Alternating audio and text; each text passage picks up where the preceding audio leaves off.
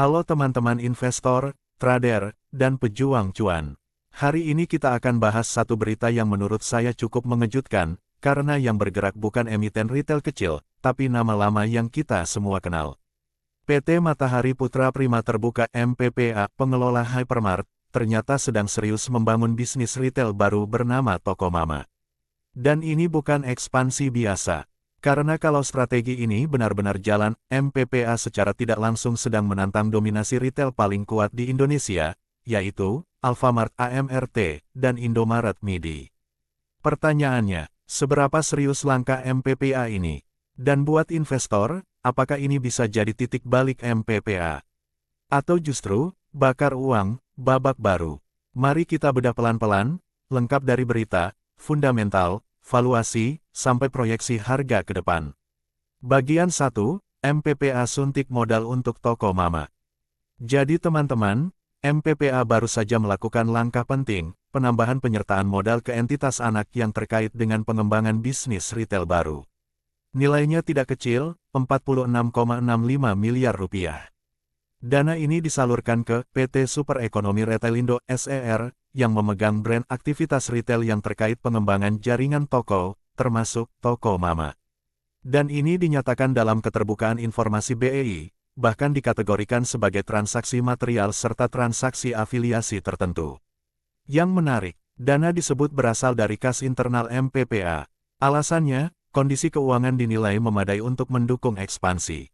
Nah, ini artinya MPPA tidak cuma uji coba, tapi mulai membangun struktur bisnis baru dengan modal yang relatif besar dibanding skala ekuitasnya. Bahkan ada media yang menghitung bahwa nilai transaksi ini cukup besar dibanding ekuitas MPPA pada periode tertentu. Bagian 2, kenapa Toko Mama itu penting? Sekarang pertanyaannya, kenapa MPPA bikin Toko Mama? Kita perlu pahami dulu posisi MPPA selama ini. MPPA identik dengan format retail besar, hypermarket atau supermarket, kebutuhan harian, fresh food, toko besar, biaya besar, rentan margin tipis.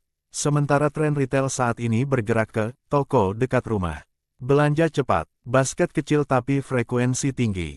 Biaya operasional lebih ramping. Dan inilah yang dikuasai Alfamart dan Indomaret. Jadi kalau MPPA ingin masuk ke format, warung modern atau toko lingkungan, itu sebenarnya logis.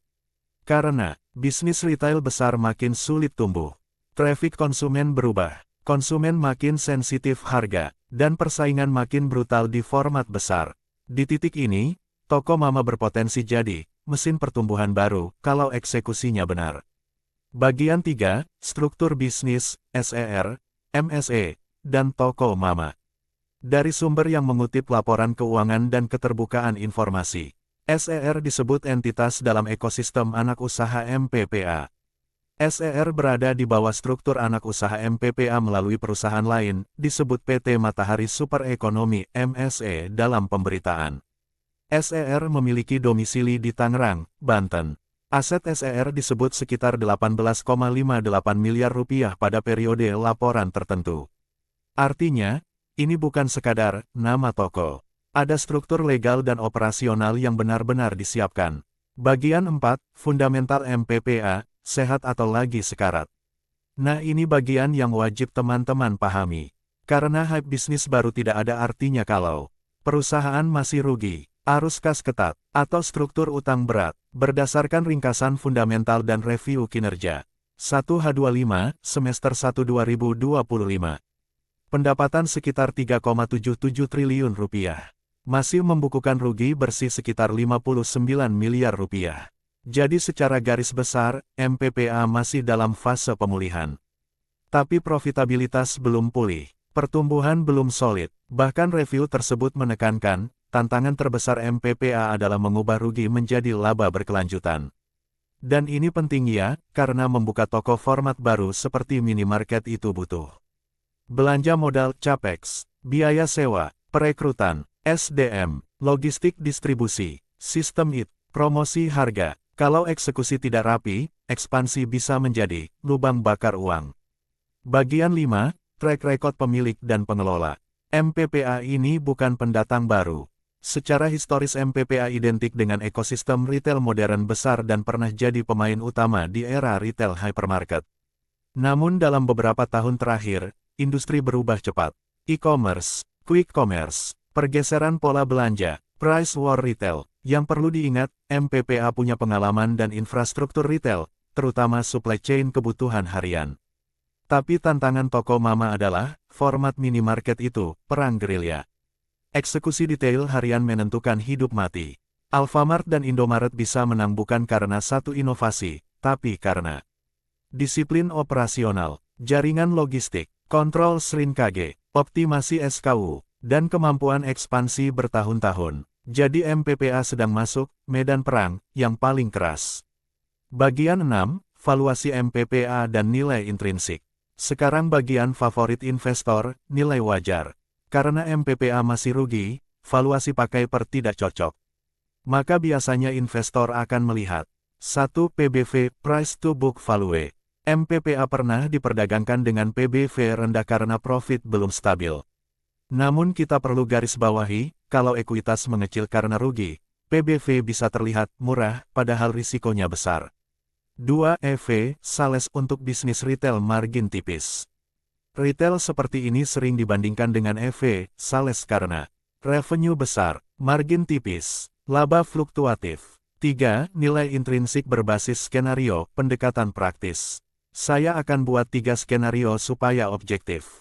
Skenario pesimis. Toko mama ekspansi lambat, rugi masih berlanjut nilai intrinsik, mendekati book value konservatif. Skenario moderat. Toko mama mulai tumbuh, margin operasi membaik. Rugi mengecil menuju BEP nilai intrinsik naik bertahap. Skenario optimistis. Toko mama berhasil jadi format toko lingkungan yang profitabel. MPPA membalikkan rugi menjadi laba re-rating valuasi, pasar mulai menghargai sebagai growth retail. Kesimpulan valuasi, MPPA bukan saham yang bisa dinilai hanya dari laporan laba rugi kuartalan, tapi dari narasi transformasi plus kemampuan eksekusi. Kalau eksekusi gagal downside risk besar. Kalau berhasil upside bisa agresif karena pasar akan reprice. Bagian 7, katalis dan risiko. Katalis bullish. Update jumlah toko-toko mama yang meningkat konsisten. Perbaikan margin, rugi mengecil, peningkatan same store sales, penguatan permodalan anak usaha retail baru. Risiko utama, wajib, MPPA masih rugi, risk finansial. Kompetisi brutal dengan AMRT dan MIDI. Perang harga, SRIN-KG dan biaya logistik. Ekspansi bisa menyedot kas. Bagian 8, proyeksi pergerakan harga ke depan. Untuk harga saham ke depan, saya bagi jadi 2 fase. Fase 1, reaksi berita, jangka pendek. Biasanya saham retail seperti ini bisa bergerak karena narasi pesaing Alfamart, injeksi modal, spekulasi ekspansi. Namun ini fase rentan, kalau tidak ada follow-up data operasional, harga bisa balik turun. Fase 2, pembuktian jangka menengah panjang. Kalau MPPA bisa menunjukkan pembukaan toko yang konsisten, rugi mengecil, margin membaik, maka pasar akan mulai percaya dan valuasi bisa naik. Jadi pergerakan MPPA akan sangat tergantung, apakah toko mama, sekadar proyek, atau benar-benar jadi mesin pertumbuhan.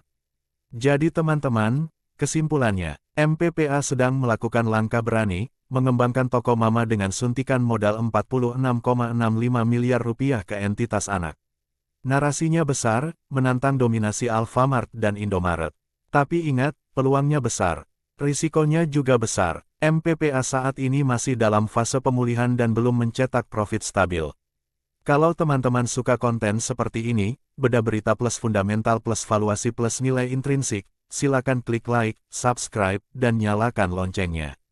Dan tulis di komentar, menurut kalian, toko mama ini bisa jadi pesaing serius Alfamart Indomaret atau tidak? Saya akan buat seri lanjutan kalau kalian mau, MPPA vs AMRT vs MIDI, siapa yang paling layak dikoleksi 2026. Sampai ketemu di video berikutnya. Semoga sehat selalu dan salam sukses.